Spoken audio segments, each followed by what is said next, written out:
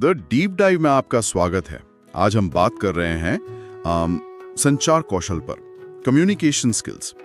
अभिषेक पटेल की एक गाइड हमारे पास और हम उसी में गोता लगा रहे हैं। ये एक ऐसा टॉपिक है, पता है, जो हमारी रोज की जिंदगी से लेकर प्रोफेशनल वर्ल्ड तक हर जगह जरूरी है। तो हमारा इरादा क्या है?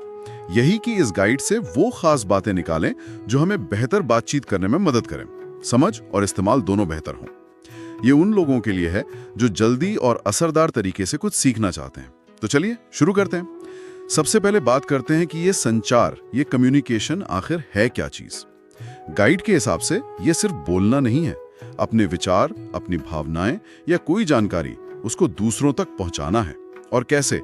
एकदम साफ, असरदार और ऐसे कि सामने वाला ठीक वही समझे जो हम कहना चाह रहे हैं। और हाँ, जैसा मैंने कहा, ये वन वे ट्रैफिक नहीं है, दो तरफा है, मतलब बोलना भी और सुनना समझना भी। इसके कई रूप भी हैं, जैसे मौखिक मतलब बोलकर, लिखित लिखकर, गैर मौखिक बिना शब्दों के इशारों से, और दृश्य यानी तस्वीरों, ग्राफिक्स से। बिल्कुल। और यहीं पर गाइड एक दिलचस्प बात बताती है कि अच्छा संवाद करने के लिए ना कुछ चीजें बहुत जरूरी हैं, बुनियादी तत्व जिन्हें कहते हैं। जैसे पहली चीज है स्पष्टता। आपका मैसेज बिल्कुल साफ हो, सीधा, सरल, कोई घुमाव फिराव नहीं। फिर आता है आत्मविश्वास, मतलब अपनी बात कहते हुए आप में वो भरोसा दिखना चाहिए। सटीकता भी उतनी ही जरूरी है, जो बोल रहे हो वो सही हो, फैक्चुअल हो। और एक और चीज, अनुकूलता, मतलब आप किससे बात कर रहे हैं, माहौल कैसा है, उसके हिसाब से अपनी भाषा, अपना अंदाज बदलना। और हाँ, सही माध्यम चुनना, कब बोलना है, कब लिखना है, कब शायद कोई चार्ट दिखाना ज्यादा सही रहेगा। ये सिर्फ इंफॉर्मेशन देना नहीं है, ये पक्का करना है कि वो सही तरह से समझी भी जाए। सही बात है। और जैसे हम मौखिक संचार की बात करें, सोचिए कोई इंटरव्यू है या बस दोस्तों से गपशप हो रही है, तब तो ये बातें और भी जरूरी हो जाती हैं। गाइड कहती है भाषा साफ हो, कम शब्दों में ज्यादा बात कहें, संक्षिप्तता जैसे कहते हैं, आत्मविश्वास दिखे और आपकी आवाज का टोन, वो लहजा सही हो। ज्यादा भारी शब्द या लंबी चौड़ी बातें वो अक्सर कंफ्यूज कर देती हैं। लेकिन यहीं एक और बहुत ही कमाल की बात है जिस पर हम शायद कम ध्यान देते हैं, वो है सक्रिय होकर सुनना, एक्टिव लिसनिंग। गाइड में एक बड़ी अच्छी बात लिखी है, अच्छा वक्ता वही है जो पहले अच्छा श्रोता बनता है। सक्रिय सुनना, हाँ, ये सिर्फ सुनना नहीं है। गाइड समझाती है कि इसका मतलब है पूरा ध्यान देना, मतलब पूरी तरह से प्रेजेंट रहना। जब कोई बोल रहा हो तो बीच में टोका टाकी नहीं, उनकी आंखों में देखना, सिर हिलाना या हूँ हाँ करना, ये जताना कि आप सुन रहे हैं, समझ रहे हैं। और जब वो अपनी बात कह चुके तब सोच समझ कर जवाब देना। इसके फायदे भी साफ है। गाइड गिनाती है, गलतफहमियां कम होती हैं, भरोसा बढ़ता है और रिश्ते वो ज्यादा गहरे और मजबूत बनते हैं। सुनने में शायद आसान लगे, पर इसमें मेहनत लगती है, ध्यान देना पड़ता है। और पता है, इसी से जुड़ा है संचार का एक और पहलू, जहां शब्द होते ही नहीं, गैर मौखिक संचार। हाँ, ये तो बहुत ही रोचक है। नॉन वर्बल कम्युनिकेशन, मतलब हमारी बॉडी लैंग्वेज, हम कैसे खड़े हैं, कैसे बैठे हैं, हाथ कैसे चल रहे हैं, हमारे चेहरे के भाव, मुस्कान है या टेंशन, आंखें क्या कह रही हैं, नजरें मिला रहे हैं या चुरा रहे हैं, और दूसरे हाव भाव। गाइड कहती है, और ये वाकई दिलचस्प है, कि ये बिना शब्दों वाले इशारे अक्सर हमारे बोले गए शब्दों से ज्यादा पावरफुल होते हैं। सोचिए ना, पहली मुलाकात, फर्स्ट इंप्रेशन, किसी के बोलने से पहले ही हम उसके हाव भाव से एक अंदाजा लगा लेते हैं। और ये एक जरूरी सवाल भी उठाता है कि हम खुद कितने जागरूक हैं अपने इन नॉन वर्बल संकेतों के बारे में। गाइड हमें सोचने पर मजबूर करती है। क्या हमें पता होता है कि बात करते वक्त हमारा शरीर क्या कह रहा है? ये छोटे छोटे इशारे ही तो हैं जो सामने वाले के मन में विश्वास या शक पैदा कर सकते हैं। कई बार हमारी बॉडी लैंग्वेज शब्दों का साथ देती है और कई बार अनजाने में उन्हें काट देती है। जैसे कोई कहे, हाँ मैं सहमत हूँ, लेकिन हाथ बांध रखे हो और चेहरे पर तनाव हो, तो सुनने वाला शायद शब्दों पर यकीन न करे।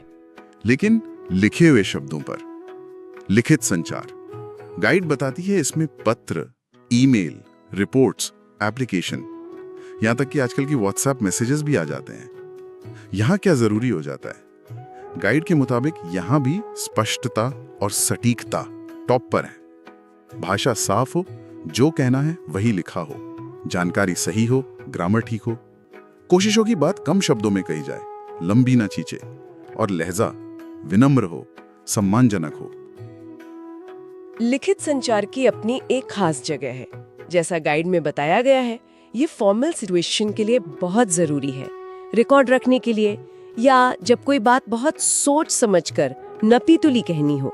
ऑफिस के जरूरी ईमेल सोचिए, कोई लीगल डॉक्यूमेंट या कोई रिपोर्ट, हर शब्द मायने रखता है। शिक्षा, नौकरी, बिजनेस, सरकारी काम, सब जगह इसका बहुत इस्तेमाल है। और लिखित के साथ साथ एक और तरीका है जहां तस्वीरें बोलती हैं।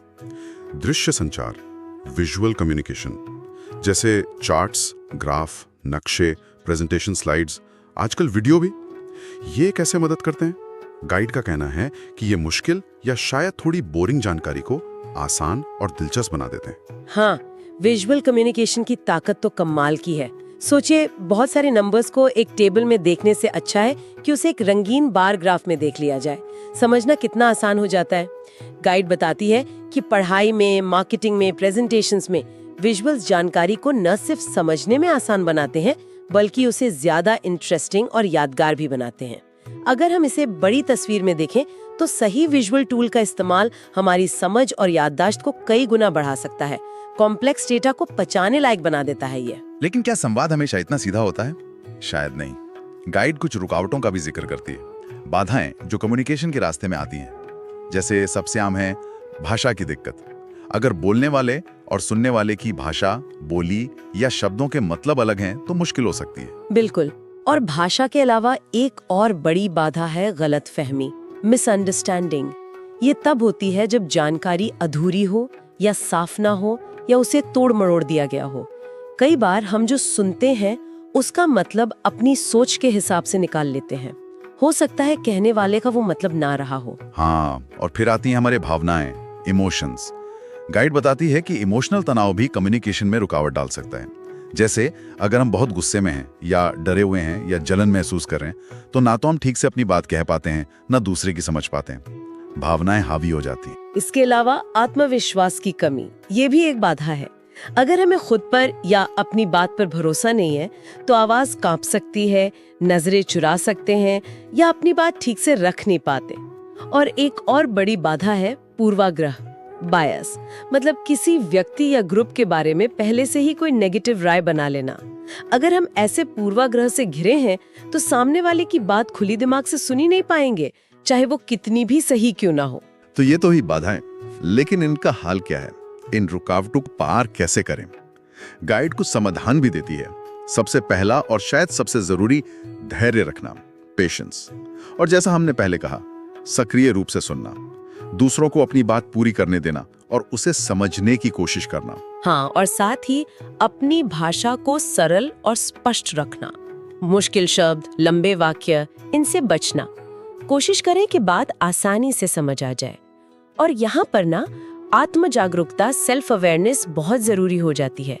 हमें अपनी भावनाओं को पहचानना होगा, समझना होगा, क्या हम गुस्से में हैं, क्या कोई पूर्वाग्रह काम कर रहा है।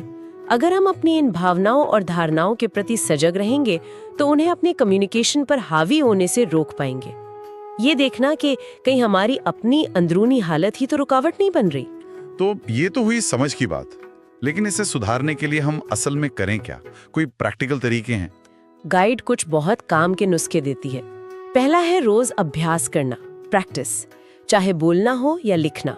जैसे कोई भी स्किल प्रैक्टिस से बेहतर होती है, वैसे ही कम्युनिकेशन भी, बिल्कुल। और एक मजेदार तरीका बताया है, आईने के सामने खड़े होकर बोलना। इससे अपनी बॉडी लैंग्वेज, हाव भाव का अंदाजा लगता है और कॉन्फिडेंस भी बढ़ता है। दूसरों से फीडबैक लेना भी बहुत जरूरी है। अपने दोस्तों से, परिवार से, सहकर्मियों से पूछें कि आपकी बातचीत में उन्हें क्या अच्छा लगता है, कहाँ सुधार हो सकता है। और हाँ, अच्छे वक्ताओं को सुनना और पढ़ना, देखना कि जो लोग अपनी बात असरदार ढंग से रखते हैं वो कैसे करते हैं। उनकी भाषा, अंदाज, बॉडी लैंग्वेज, इन सब से बहुत कुछ सीख सकते हैं। शब्दों का चुनाव भी बहुत मायने रखता है। गाइड कहती है कि कठोर, नेगेटिव या अपमानजनक शब्दों से बचें। और यहीं पर एक दिलचस्प सिद्धांत आता है, KISS, keep it short and simple. मतलब बात को छोटा और सरल रखें। कम शब्दों में ज्यादा कहना, ये एक कला है। ये सारे तरीके मिलकर हमें बेहतर कम्युनिकेटर बना सकते हैं। और इसका महत्व अरे कहाँ नहीं है। गाइड साफ कहती है हर जगह है। शिक्षा में सोचिए, क्लास में बोलना, प्रेजेंटेशन देना, प्रोजेक्ट समझाना, यहाँ तक कि परीक्षा में जवाब साफ साफ लिखना, सब कम्युनिकेशन स्किल पर है। और बिजनेस की दुनिया में इंटरव्यू क्रैक करने से लेकर टीम के साथ काम करने तक, अपनी बात मैनेजमेंट तक पहुंचाना हो या कस्टमर से अच्छे रिश्ते बनाने हो, हर कदम पर अच्छा कम्युनिकेशन चाहिए। गाइड तो कहती है कि लीडरशिप तो बिना अच्छे कम्युनिकेशन के हो ही नहीं सकती। एक लीडर को अपनी टीम को इंस्पायर करना होता है, रास्ता दिखाना होता है, उनका भरोसा जीतना होता है। ये सब संवाद से ही होता है। सही कहा। और ये स्किल सिर्फ काम या पढ़ाई तक नहीं है, इसका असर पूरी जिंदगी पर है। गाइड इसे सीधे सीधे जीवन में सफलता से जोड़ती है।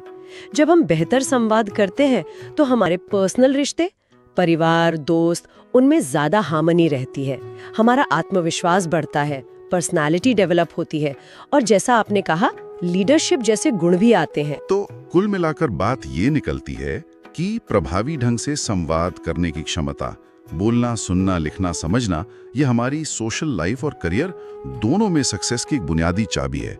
ये एक ऐसा हुनर है जिसे सीखना और बेहतर बनाना हम सबके लिए जरूरी है। और आज के डिजिटल जमाने में तो इसकी अहमियत और भी बढ़ गई है। हर रूप थोड़ा बदला है जरूर। गाइड इस पर भी बात करती है। आज हम ज्यादातर ईमेल, व्हाट्सएप, जूम या गूगल मीट जैसे वीडियो कॉल्स और सोशल मीडिया से बात करते हैं। फायदे तो साफ हैं, स्पीड बढ़ गई है, आसानी हो गई है, दुनिया में कहीं भी कनेक्ट हो सकते हैं, पढ़ाई और काम में समय और मेहनत बचती है। लेकिन चुनौतियां भी हैं।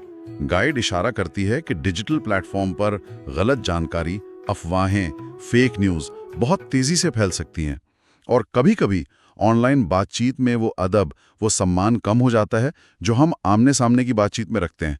लोग बिना सोचे समझे कुछ भी लिख देते हैं। यहाँ दिलचस्प बात यह है कि माध्यम चाहे बदल गया हो, पर अच्छे कम्युनिकेशन के जो बुनियादी सिद्धांत हैं वो वही रहते हैं।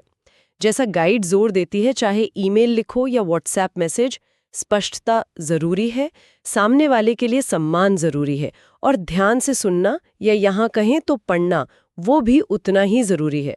समाधान भी वही है जो गाइड सुझाती है। ऑनलाइन दुनिया में भी वही शिष्टाचार और सावधानी बरतें जो असल जिंदगी में बरतते हैं। सोच कर लिखें, भेजने से पहले पढ़ लें और हमेशा सम्मानजनक भाषा का इस्तेमाल करें। तो इस पूरी बातचीत का सार क्या है? यही कि संचार कौशल एक कला भी है, एक विज्ञान भी।